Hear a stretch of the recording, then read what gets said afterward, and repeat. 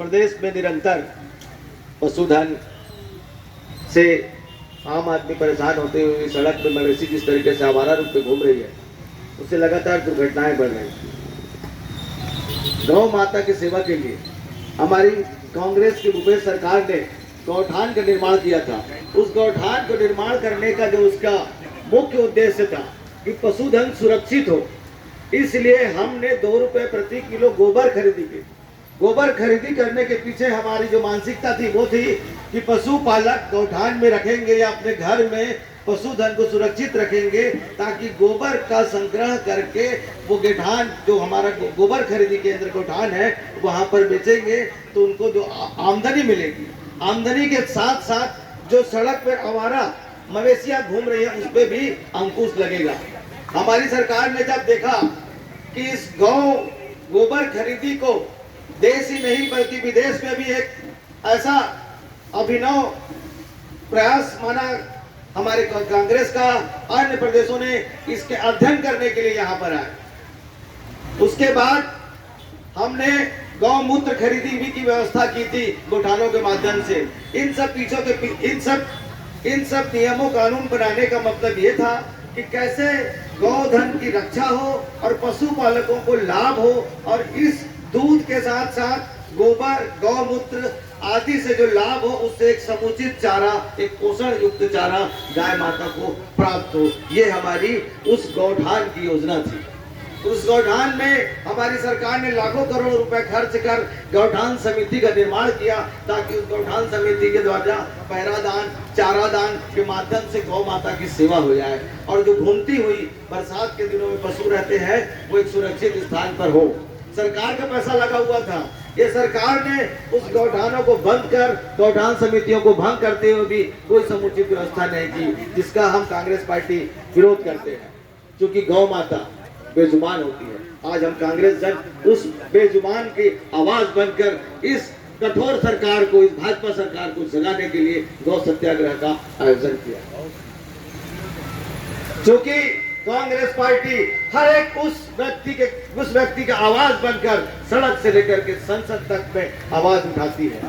आज गौ सत्याग्रह के माध्यम से हम गौ माता की बातों को, उनकी बातों को समझकर, उनके दर्द और उनकी पीड़ा को समझकर गौ सत्याग्रह का आयोजन प्रदेश कांग्रेस कमेटी पूरे प्रदेश स्तर पर आयोजन कर रही है। आप सबकी उपस्थिति यह जताती है कि आप गौ माता से कितना प्रेम करते हैं। आज के समय में आपने देखा होगा कि गौ पालकों का जो दूध से मल्टी प्रोडक्ट बन रहे हैं। आज हर घर में कोई भी छोटे मोटे प्रोग्राम होते हैं, एक पनीर की सब्जी अनिवार्य हो गई है। इन सबको जब तक गाय समुचित पोषण युक्त चारा नहीं खाएगी, अच्छा दूध प्राप्त नहीं होगा। हमारी सरकार ने चारा के लिए, चारागाह के लिए भी जमीन आरक्षित की थी। अभी इनका भाजपा का घोषणा पत्र था जिनमें गौ अभ्यारण्य बनाने की भी बात उन्होंने की थी, लेकिन आज तक गौ अभ्यारण्य के संबंध में किसी भी प्रकार का बजट में कोई सब प्रावधान नहीं किया गया है। इन सब बातें को लेकर कांग्रेस जन गौ सत्याग्रह के माध्यम से पूरे देश में संदेश देना चाहती है कि हम हर जुल्म, चाहे जुल्म पशु पर हो, मनुष्य पर हो, पर्यावरण पर हो, किसी पर भी हो, हम उसकी आवाज बनकर संसद से लेकर के सड़क तक हमारे जो हमारे संसद महोदय बात करते हैं, विधानसभा में हमारे विधायक महोदय बात करते हैं, और हम कांग्रेस जन आज यहाँ पर सड़क पर सत्याग्रह करते हुए पुलिस थाने के सामने यह सरकार को बताना चाहते हैं कि गौ माता के नाम पर वोट तो आप मांगते हैं, लेकिन गौ माता की सेवा के लिए आप कोई व्यवस्था नहीं करते।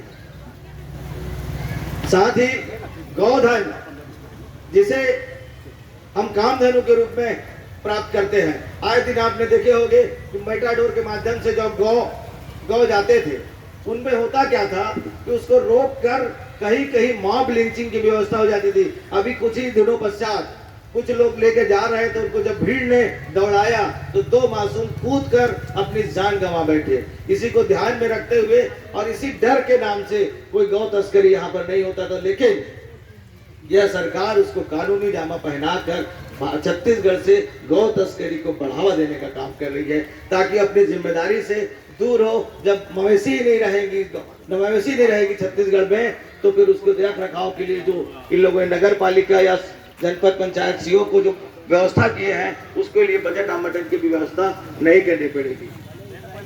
तो मैं ये बात सत्याग्रह के माध्यम से गौ माता का जुबान बनते हुए हम सब कांग्रेस जन इस भारतीय जनता पार्टी की सरकार को यह कहना चाहते हैं, जिस तरीके से महात्मा गांधी ने सत्य का आग्रह करते हुए जब जन आंदोलन किया था और अंग्रेजों को भगाया था, उसी तरीके से हम लोग गौ माता की जबान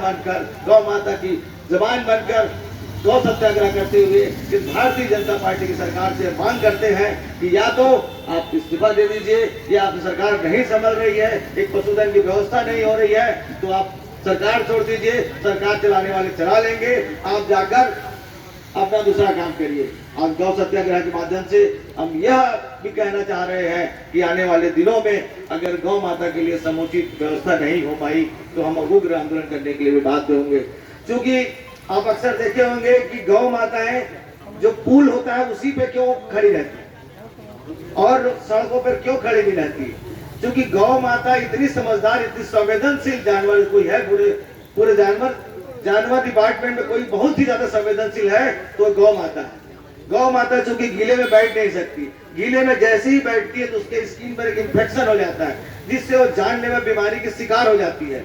इसलिए जब तक सूखी जगह नहीं मिलेगी गाय कभी नहीं बैठेगी, वो खड़े खड़े काट देगी। इसलिए आप देखिएगा पुल में रोड में वो सूखा जगह मिल जाता है, तो सूखी जगह में बैठकर अपनी जान को सुरक्षित करती है। इसलिए गौठान में जो व्यवस्था की गई थी उस गौठान पे हमने फर्शीकरण किया गया, उसी माध्यम से फर्शीकरण किया गया था कि गाय वहां पर बैठ जाए और बरसात के दिनों में फसलों का नुकसान ना हो। इसलिए हमारी कांग्रेस सरकार ने रोका छेका अभियान की भी शुरुआत की थी। आपको याद होगा कि पिछले वर्ष रोका छेका अभियान के माध्यम से खेतों पे मवेशियां जो फसल को चढ़ जाती थी उनको भी व्यवस्था करने के लिए कांग्रेस पार्टी की सरकार ने व्यवस्था की थी। लेकिन भारतीय जनता पार्टी पूर्वाग्रह से आदि करते हुए भी जन कल्याण की जितनी नीतियां हैं उसको बंद कर दी है। हम सत्याग्रह के माध्यम से इस सरकार की घोर निंदा करते हैं और उम्मीद करते हैं कि आने वाले समय में एक जन कल्याणकारी, एक पशु कल्याणकारी सरकार योजना बनाएगी। धन्यवाद। जय गौ माता।